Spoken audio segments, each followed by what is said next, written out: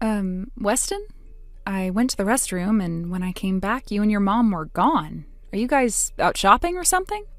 Oh, hey, Luna. Took you long enough. What? I wasn't gone that long. Yeah, well, me and my mom got tired of waiting. We decided to head over to the next sightseeing spot without you. Wait, what? Are you serious? Dead serious. Look, I'll just say it straight. You're in a wheelchair, and honestly, you're just slowing us down. We figured it'd be easier if we went on without you. You left me here alone? In Japan? Yup. Thought you could handle yourself. You know the language, right? Shouldn't be a big deal. What are you saying? My bag is with you guys. My wallet, my return ticket, everything I need is in there. Yeah, well, no point in you having the return ticket if you're not traveling with us anymore, right? You've got to be kidding me. How am I supposed to get back to the US without money or ID?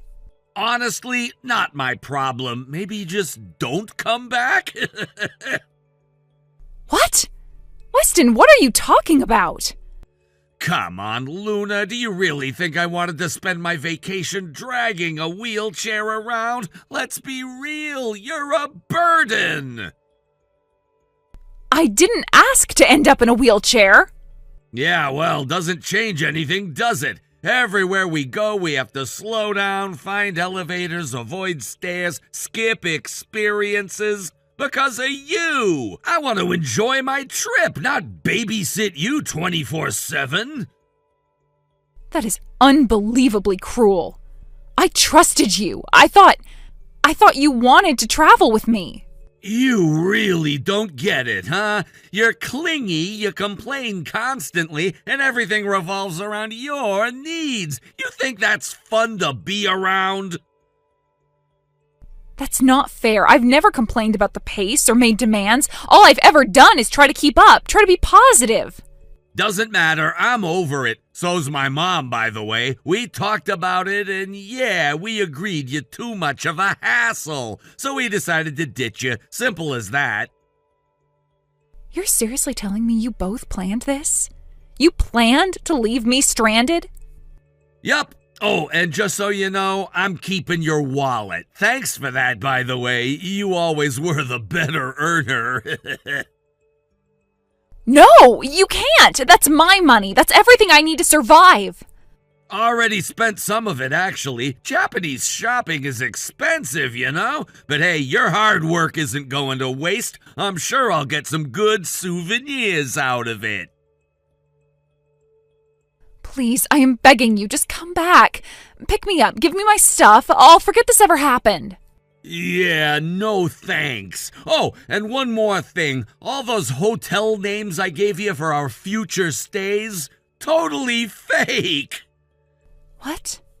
Yep, I made up all the locations. You've got nowhere to go. Me and Mom are off to Kyoto next. Should be fun. I hear cherry blossom season's starting early this year. Weston, you can't do this. This isn't just cruel, it's criminal. Oh, come on, you'll be fine. You're fluent in Japanese, aren't you? You'll figure something out. Maybe you'll grow from the experience, build character, or whatever. You're unbelievable. You're actually laughing while leaving me stranded in a foreign country, in a wheelchair with no money and no way to get home? Pretty much, yeah. Anyway, the tour bus is pulling up. Gotta go. Enjoy the rest of your solo adventure in Japan. Hope you make some new friends or something. Wait, don't! Blocked. Try not to die. Peace.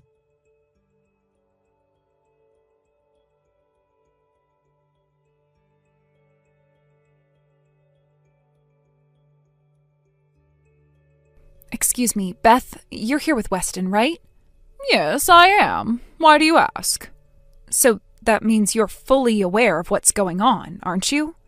Of course I am. In fact, I'm the one who told him to leave you behind in Japan and come home without you. What? Honestly, we only allowed you to marry into the family because of your education. I thought at least you'd be useful. But now look at you, stuck in a wheelchair. What kind of future can you offer like that?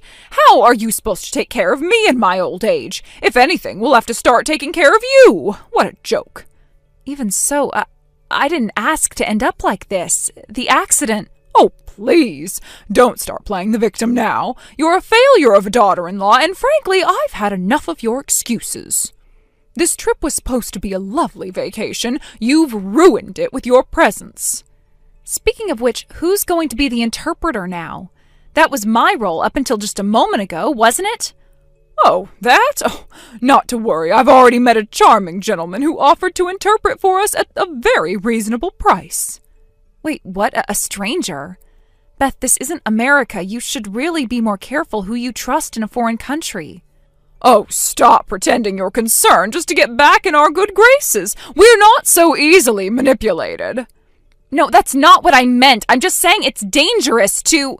You're such a nosy woman. Honestly, I've had enough. When we get back to America, if you even make it back, I'm making sure Weston divorces you.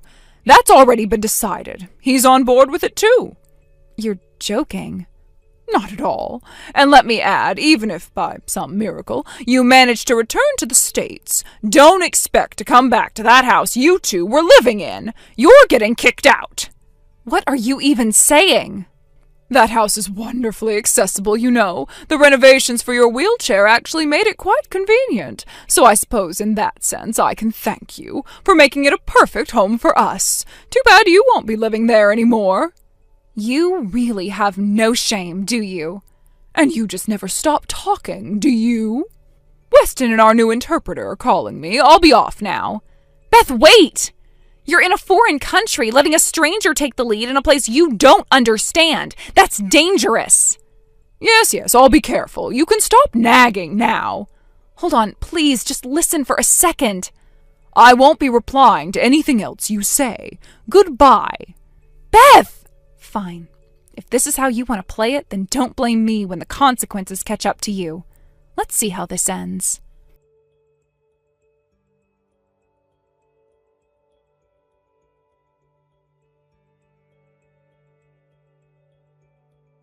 Luna! Hey, Luna, answer me! Why the hell aren't you responding? Don't tell me you blocked me! Yes, what is it? Luna! What the hell is going on? Are you kidding me right now?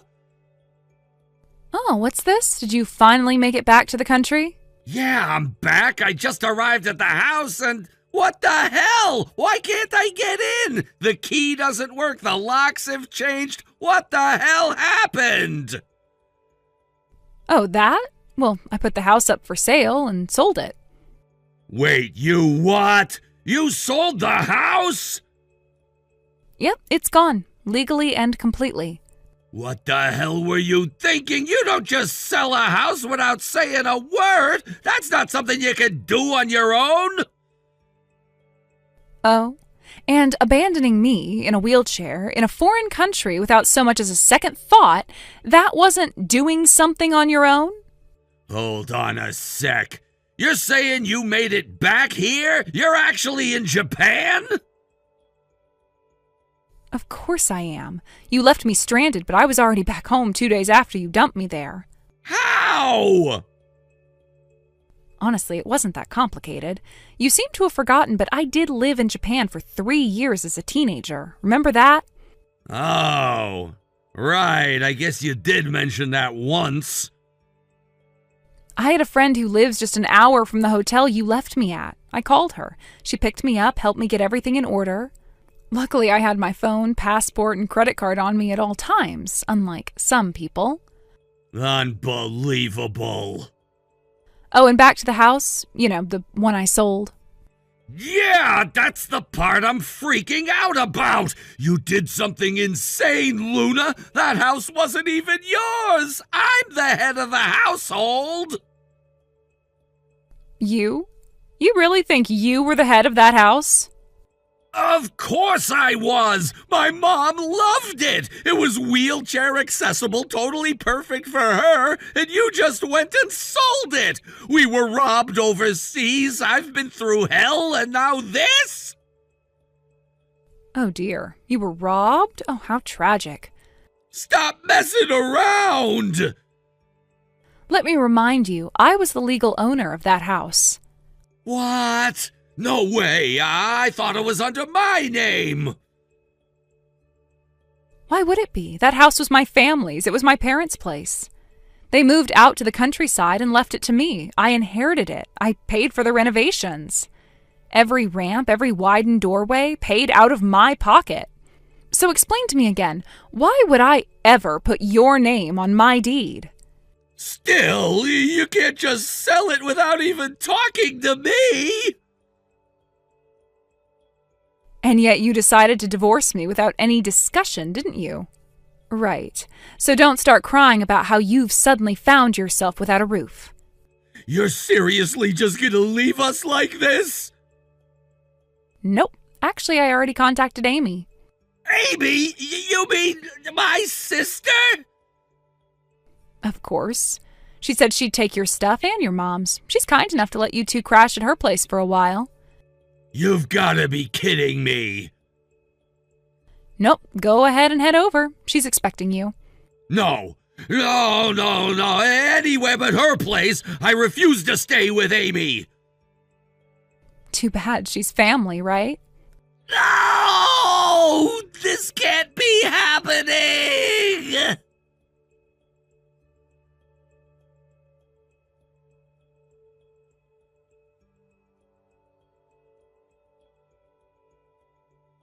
Luna! How could you do this? Oh, and now it's your turn. You have no idea what we went through over there. It was a disaster! Yes, I heard a bit from Weston. Something about a pickpocket? Let me guess, this is about that charming gentleman who offered to translate for you? Exactly! He seemed so kind, so helpful. I really thought we could trust him. When I needed to use the restroom, I left my bag with him for just a moment, and when I came back, poof! He was gone along with my things! Didn't I warn you before the trip that your first time overseas might not be the best time to start chatting up random foreign men? He was handsome, okay. What was I supposed to do, ignore him? I wonder what your late husband would think if he heard you say that. Oh, forget about that for a second. We need to talk about the house. Right. You might want to check the messages Weston and I exchanged. Everything you need to know is there. I'd rather not repeat myself, honestly. Excuse me? Did you just say you can't be bothered? You're the daughter-in-law. Don't forget your place. Oh, come on now. You and Weston wanted to divorce me, right? So I figured since we're no longer family, I can stop pretending to care about your feelings. Oops, wait, not wanted. Did. The divorce is already finalized. What?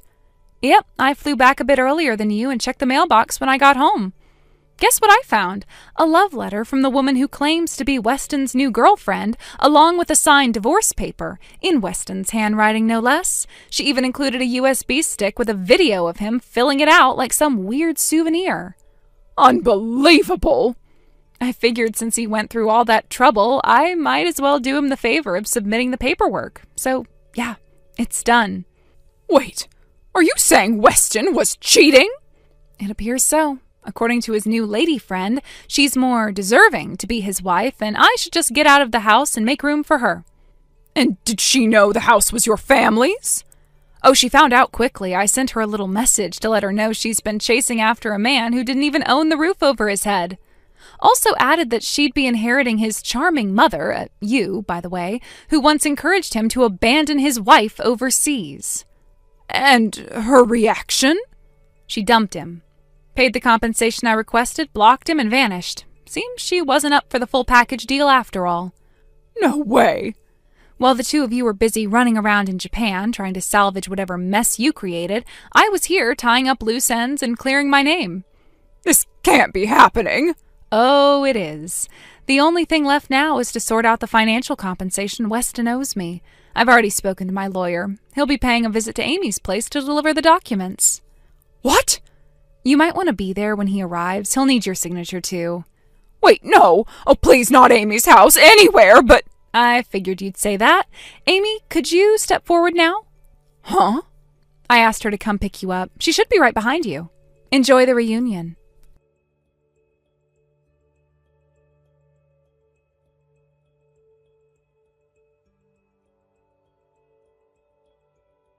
The woman my ex-husband and ex-mother-in-law feared most, Amy, wasn't just any sister-in-law.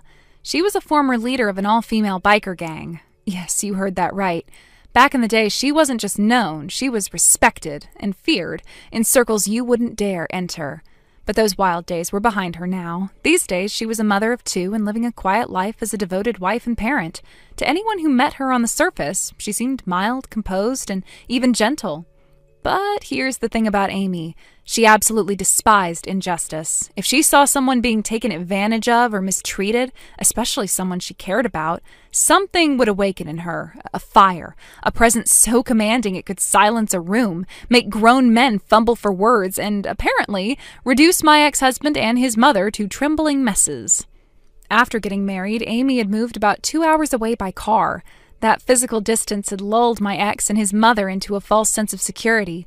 They assumed Amy was out of reach, out of the picture, too busy raising kids and being a housewife to meddle in family affairs. And so, with her gone, they set their sights on me.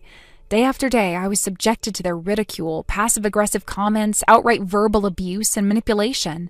My ex, smug in his own infidelity, acted like he could do no wrong, while his mother treated me like some unworthy burden that never should have joined their prestigious family. But here's where their entire scheme fell apart. What they didn't know, what they never thought to ask, was that Amy and I had become close, very close. Since the early days of my marriage, she'd been one of the only people in that family who treated me with warmth and genuine care. We'd stayed in touch even after her move, phone calls, texts, even the occasional visit when schedules allowed. So when I found myself left behind by a cheating husband and tormented by a bitter mother-in-law, I knew exactly who to turn to. I told Amy everything. I told her how her younger brother had abandoned me emotionally, how he'd flaunted his affair as if I should somehow be the one to blame. I told her how their mother encouraged it, blaming me for not being pretty enough or obedient enough. I even told her about the day they left me standing at the curb, luggage in hand, in front of a locked house they'd claimed was no longer mine. Amy didn't raise her voice. She didn't even curse. All she said was, "Leave this to me." The very next week, a large sum of money appeared in my bank account. It was the full settlement amount I'd requested in my divorce proceedings, a figure my ex had previously scoffed at and refused to pay, claiming I didn't deserve a cent. No explanation came with the money, just the transfer. Clean, final, no further dispute. Naturally, I was stunned. I called Amy. She just laughed softly and said, "Let's just say he suddenly remembered what's fair." The details of what happened next are still mostly a mystery to me, but from what I've gathered through mutual acquaintances and whispers from extended family, Amy didn't just confront her brother, she obliterated whatever illusion of control he thought he had left, and she didn't do it alone. You see, Amy still had connections, people from her past who hadn't forgotten what she'd done for them, people loyal enough to jump at the chance to help her out, especially when it came to correcting a wrong. Apparently, one of those connections ran an overseas manufacturing facility, known more for discipline than luxury. Not illegal, but definitely not the kind of place you voluntarily signed up for unless you had nowhere else to go. From what I hear, that's where my ex-husband ended up. Amy arranged for him to be sent there under the pretense of helping him rebuild his life. In truth, he was being trained, as Amy put it, forced to wake at dawn, work long hours in sweltering conditions, and reflect deeply on every selfish, cruel, destructive choice he'd made. No more lounging on couches or playing the victim. No more blaming me or life or anyone else for his shortcomings. His mother, too, quickly fell from grace. With her son out of the picture, she lost whatever power she'd lorded over me. From what I've been told, she tried to reach out to Amy, perhaps thinking she could still manipulate her sweet daughter-in-law, but that ship had long sailed. Amy cut her off completely, making it clear that she stood on the side of justice, not bloodlines. And me? I moved on. For the first time in years, I felt like I could breathe again. There were no more whispered insults, no more silent treatment at the dinner table, no more passive-aggressive jabs, just peace, beautiful, hard-earned peace. I found a small apartment of my own, decorated it however I liked, and started working toward rebuilding my career. I didn't rush into anything. I let myself grieve, process, and slowly rediscover the parts of myself I'd buried to survive that toxic household.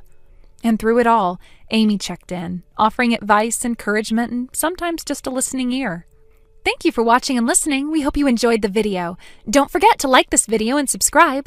Also, feel free to leave a comment about what you thought of the story. We look forward to seeing you at the next story. Thank you for watching. Please subscribe and hit the like button. See you next time.